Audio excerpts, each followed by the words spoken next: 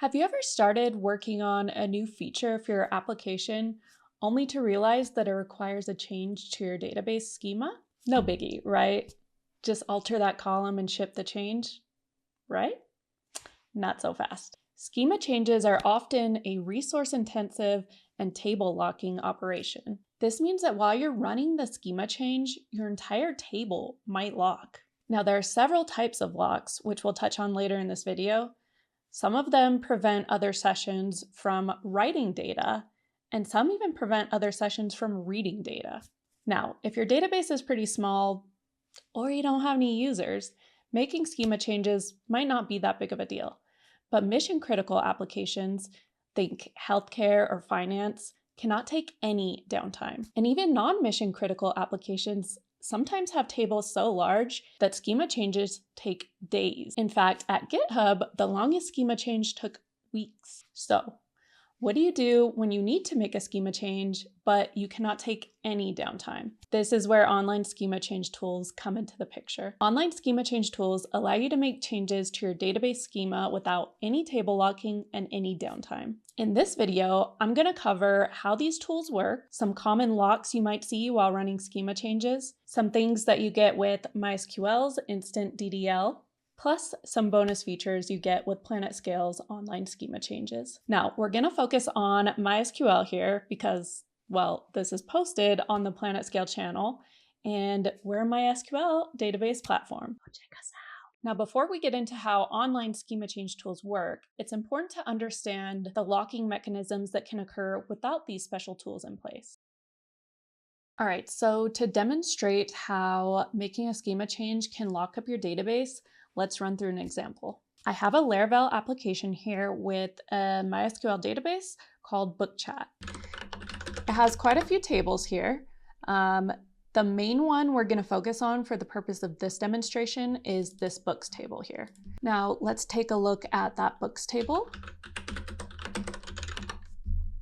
As you can see here, we have quite a few columns. So for this demo, what I'm going to do is make a schema change on this name field. I'm going to change the data type of the name field from varchar to text. Now, you might have noticed I have two other terminals open here as well. So first, in this purple session, I'm going to run the schema change, which will alter the table and change the name data type from varchar to text. So that's going to look like that. Right after I run it, over here in this blue session, I'm going to run this query, which is going to give us some information about any locks that are currently on the database. Then down here in the orange session, I will run this update statement. Let me fix this. So this update statement is going to update one of the records, the 900,000th-ish record in this books table. So again, I'm first going to run this purple session. Immediately after, we'll check for locks. Finally, we will try to update a record in that table. It's all going to happen really fast. The schema change should take about 3 to 4 seconds. So keep your eyes open. Ready? 1, 2, 3, go. Notice that this orange session was hanging. All right, so we're finished. Let's check out what happened. Let's look at this one first. This query that we ran here tells us about any locks that were happening on the database while that schema change was running. So ignoring these ones, let's zone in on what happened with this books table. It's telling us that there was an IS lock on the table. And then down here, you can see that there was an S lock on what looks like every record in the table. I capped this at 15 just for readability, but if I had let it go through the whole table, every record in that table would have had this type S lock. So what does this mean? So the IS here stands for intention shared lock. There's also an intention exclusive lock. Now, intention locks are locks at the table level that tells us which type of lock, either shared or exclusive, that the records in the table will soon need. So in this context, IS means that this transaction intended to set a shared lock on every record in the table. Now, with a shared lock, it means this transaction and any other transactions that also require shared lock can all read data from this table together. However, nobody can write data.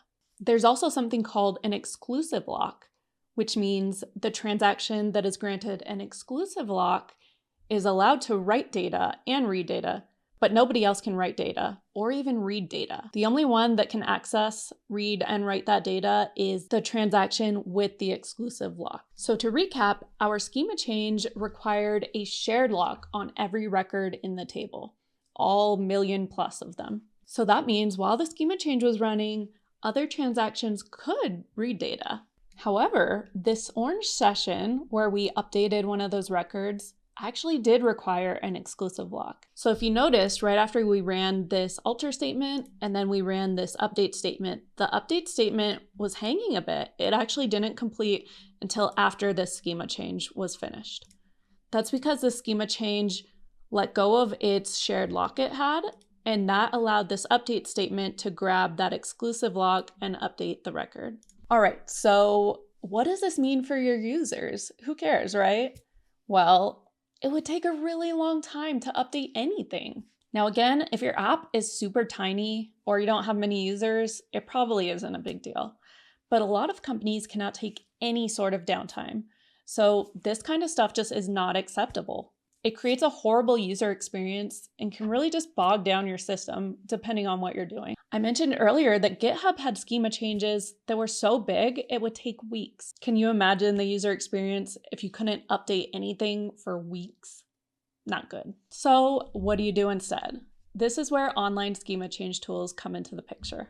Again, online schema change tools allow you to run schema changes without any of this table locking. Now, there are quite a few tools that have been created. Some of the more popular ones are gh-ost, pt-online-schema-change, and of course, Vitess's online DDL, which is what we use at PlanetScale. All right, so let's now recreate this previous example that I just showed you, but this time using online schema changes.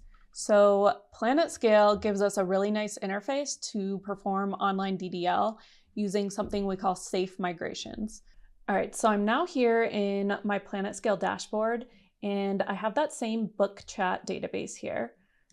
So if I go to this main branch, we can look at the schema here. I have this books table again, same fields. The type for name is varchar 400. So just to prove a point, before we run the online schema change here, let's go ahead and run the same queries again in PlanetScale without online DDL. So to do that, I'm going to go back to our main branch, which is our main database. As you can see here, safe migrations are not enabled. Safe migrations is the feature that allows us to run online DDL. I have it turned off, which is what I want for the purpose of this demonstration.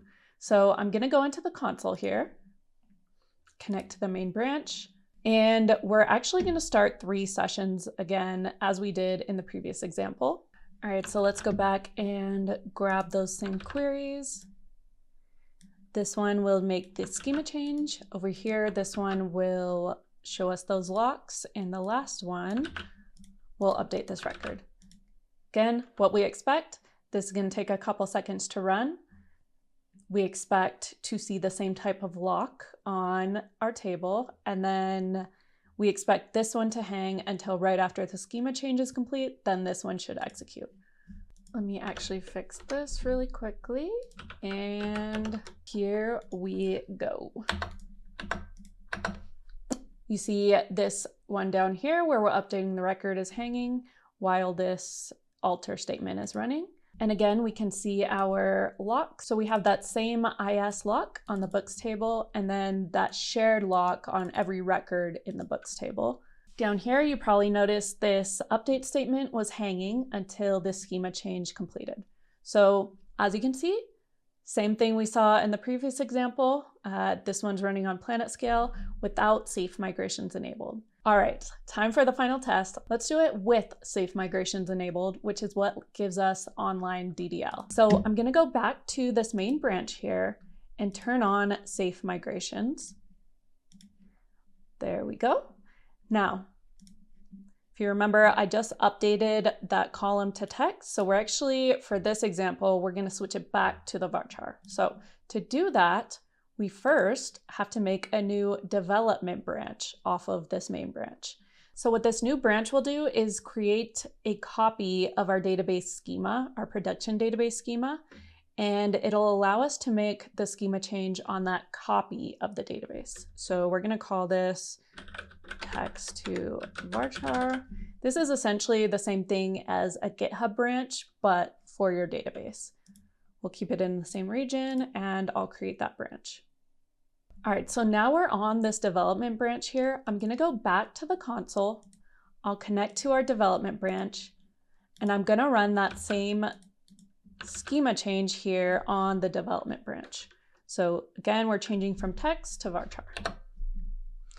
Now, since there's no data on this branch, you can see that schema change executed very quickly. This is just a copy of the schema, again, no data. So how do we get this back into our main database without any downtime? This is where the fun comes in. So we have this concept called deploy requests. Let's go back to the branch here. Now on this branch, you can see a schema diff showing exactly what we changed here. And we intend to merge this schema change into production. To do that, we're gonna open a deploy request, very similar to a GitHub pull request. So you can throw a little message in here, change data type for main books table. And I'm gonna go ahead and create this deploy request. Now to prove that there's going to be no downtime with the schema change, before I deploy this, I'm actually going to open 2 more sessions again on our main database. So this is the production database. I'm going to connect to that. And again, I'm going to run those exact same queries one more time right after I click deploy changes. So let's get them ready to go. This one again will tell us about the locks. And this one is going to update that record. All right, so I'm gonna go ahead and deploy this now. And over here, I'll run this, no locks. And look at that. Our schema change is still running and this update record actually went through. Let's do this a couple more times just to see. You'll see this here has to do with v-replication, but it is not locking our books table. Down here, we can actually continue just updating as many records as we want. And they're all gonna go through because we're using online schema changes. All right, so it looks like our schema change has finished completing and let's see if it went through. You can see here, the data type of the name column is now varchar. So schema change went through. We were able to update records with no locking. Very cool. But wait a minute, what is this here? Revert changes? Very interesting. Let's come back to that. First, I want to walk through what happened here. Why were there no locks in this method? So in this diagram, we have this original table here, which was our books table, with the name data type as varchar. Now, as soon as that alter request came in the background, we spun up this shadow table, which is a copy of this original table, but without any data. It's essentially just a copy of the schema, as you can see here. And we call this copy the shadow table. So for the rest of this explanation, I'll refer to the table copy that is undergoing the schema change as the shadow table, and this original production table as the original table. So the next step here is to make that schema change on this shadow table. So in the copy that we made, we have that original varchar and we need to change it to text.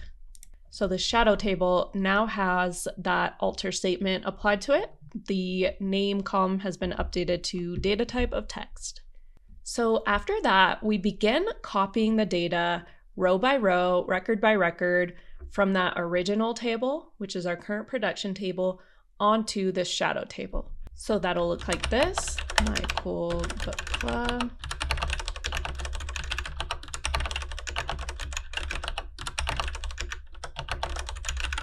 So what we're doing here is trying to get this shadow table very close to in sync with that original table as far as the data. So that original books table had over 1 million records in it. To make this schema change, to make this shadow table match up to that original table, we have to copy all 1 million plus records onto the shadow table. So as you can imagine, syncing data between these two tables to get them close to in sync is going to be a huge task, especially because data is still being added and updated on that original table since we didn't lock it. So without online DDL, you're able to just issue that lock on the original table. It has that shared lock, so nobody can update any of the records, which makes it easy to copy the data over onto a new table to get them in sync. Because you know that with that shared lock, nobody's able to update that original table. You know all the data is going to be the same as you're copying it over. Because we do not have a lock on that original table, as you can remember during the demonstration, while that schema change was running, I was inserting new data into the table. So this is going to cause some problems, right? So after one row is copied over to that shadow table, you might think the work is done. Like we just copied over rows 10,000 through 10,003. But what happens if a new rate comes in, changing the value of record 10,000 after we already copied it to the shadow table? They're now out of sync again. And depending on your application, you could have thousands of writes come in while you're undergoing this schema change. So what do we do here? This is where v-replication shines. V-replication is a core component of Vitess that's used for data migrations, resharding, database imports, and much more. It's also what powers Vitess's online DDL capabilities. With v-replication, we're able to switch back and forth between copying existing rows in the original database and then copying incoming or modified data. V-replication tracks the exact changes on the table using something called a global transaction ID, or GTID. The GTID is a unique identifier that's created and associated with each transaction. So in short, we have a transactionally accurate snapshot of the state of the migration at any point in time. So we always know exactly which rows, including which updates, have been copied over. So if during this process we glance back over at our original table, we might find that some records have been updated as we started copying over. So maybe record 10,001 has had its name updated to lit crew. And then maybe people are adding new records too at the same time. So these two highlighted in green here, let's say these just came in after we had already executed the schema change. So the schema change is already running and 2 new records came in, 2 book clubs signed up, Forest Fairies and Sci-Fi Fanatics. By the way, my book club is called Forest Fairies. We're taking new recruits. Let me know if you want to join in the comments below. All right, so we had a record update. We had 2 new records come in. What is a shadow table going to do now? Again, you see the original table here with those updates. This is the current state of the shadow table. So we had copied over, let's say, up to the 50,000th existing record. As you can see, record 10,001 still does not have that update, the updated lit crew. And of course, we have not even made it through the original table's records. So for this demonstration, let's say that original table had 1.3 million records. So we still have a ways to go to catch up to those original records, plus to pull in these new ones that started coming in. So the next move for the shadow table, we're now going to switch to copying incoming data. So we only care about data that satisfies 2 conditions. The first one is it contains changes to the data that we've already written to the shadow table. So based on that criteria, this one qualifies because we have already written record 10,001 and 10,001 has been changed. But for it to be eligible to be added during this copy mode, has to satisfy both of the 2 conditions. The second condition is that it came in after the last GTID point. Again, GTID was that global transaction identifier, which we're essentially using to tell us if the transaction has already been processed. So for this demonstration, LitCrew update did come in after that last GTID point, and of course it already satisfies that first condition. So we can go ahead and copy that over during this update. LitCrew.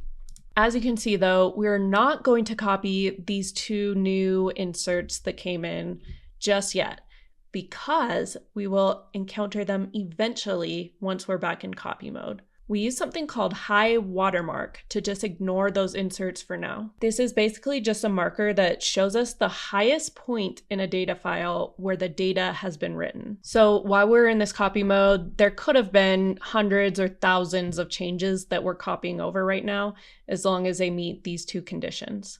All right, so once we're finished copying that set of incoming changes from the bin log, we capture a new GTID, which essentially marks that last transaction that we copied over, and then we switch back to copying from the original production database.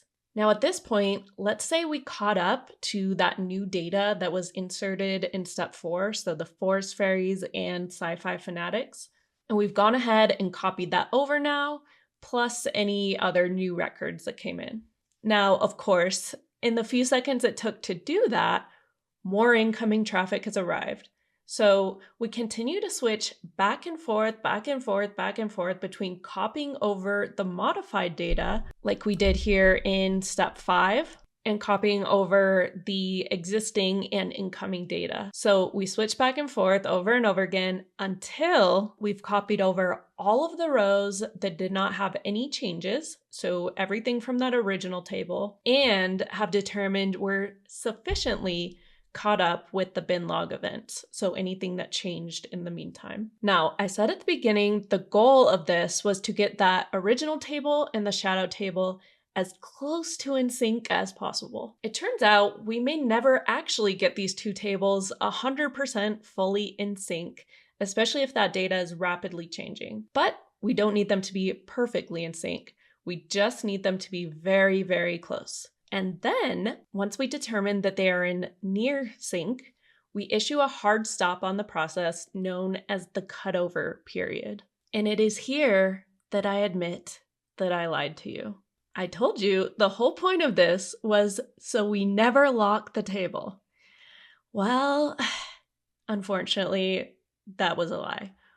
We actually do lock this table during this cutover point. This is the only part in the process where a write lock is explicitly imposed on this table. So until the cutover period is complete, no writes can take place.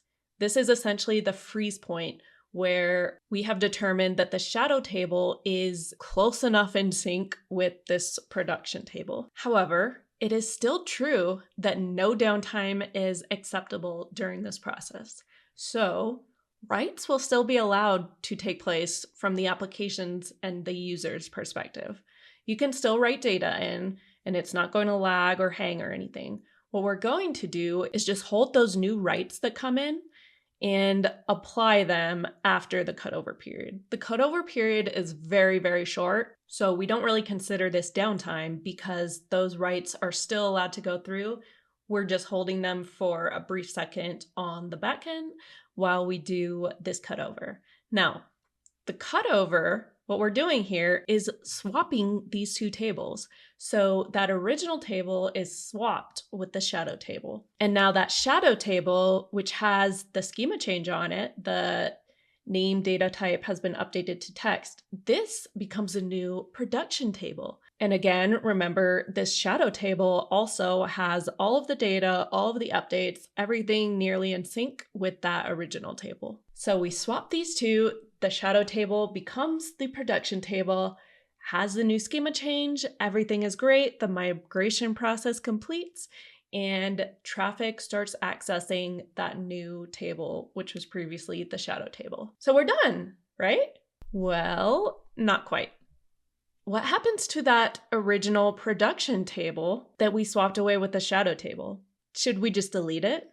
It turns out we actually have a great use for it. Now, if you remember back a couple steps ago, at the time of cutover, that original production table was up to date with the shadow table that we created. So it has a full copy of the data with the old schema previous to making the schema change. Now, this proves extremely valuable as it's essentially an exact copy of the database before making the schema change. So what if after we made this schema change where we update the data type, we realize we made a mistake? Maybe we didn't want to do that. Wouldn't it be great if we could just click a button and swap back the old table? Well, yes, and that's exactly what you're able to do with PlanetScale. If you remember back to that demo of online schema changes, after we merged the deploy request, a little revert button popped up. Let's go click that. Now, before I click revert, I'm actually going to do one thing. I'm going to insert a new record into this books table. I will explain why shortly. Just remember, I added one more record in here while this schema change was live. So let's go ahead and revert the changes now.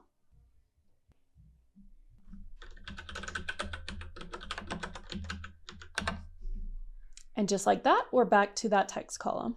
But wait a minute, it gets even cooler. Remember how I inserted a new record before actually clicking the button? The reason I did that was so I could show you that we actually retained new data that came in while that previous schema change was live. Let's hop back into our diagrams to see what happened.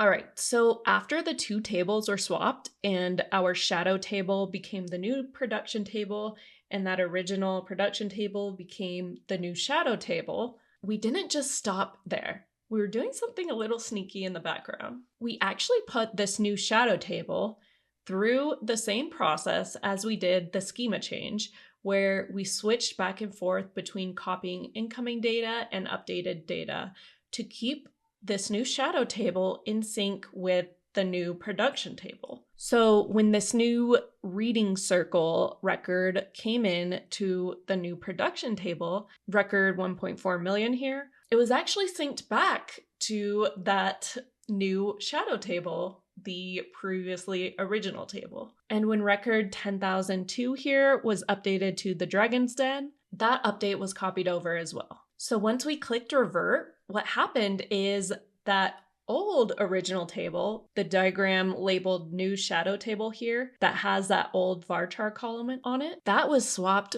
back again with the new production table. So we now have that original schema reinstated.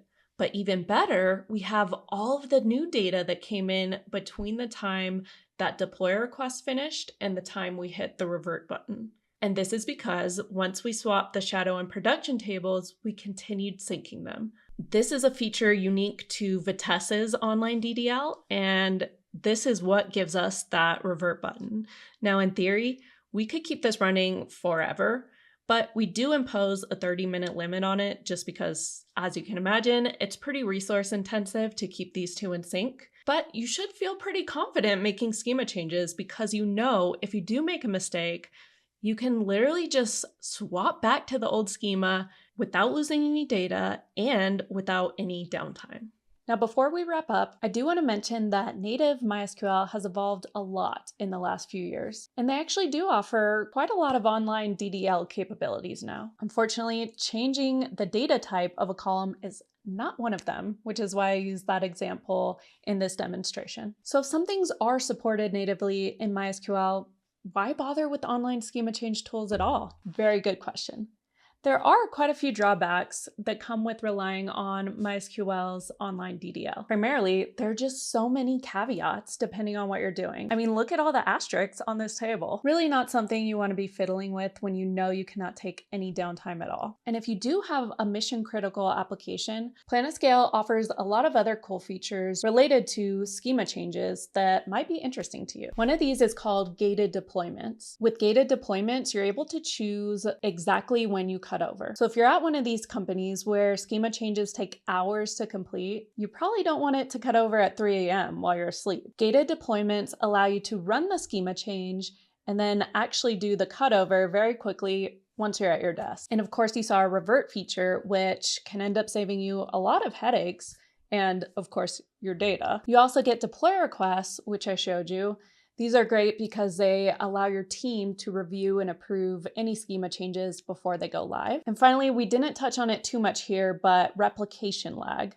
Making schema changes can become very resource intensive as they're copied out to your replicas. With PlanetScale's online DDL, we make sure not to bog down your system with this. And that's it. I hope you learned a thing or two about table locking and schema changes. If you want to try out PlanetScale's online DDL, head over to planetscale.com, sign up for an account. It's really easy to get started. You can truly get up and running in minutes. If you have any other questions, feel free to leave a comment below, and thank you for watching. See you in the next one.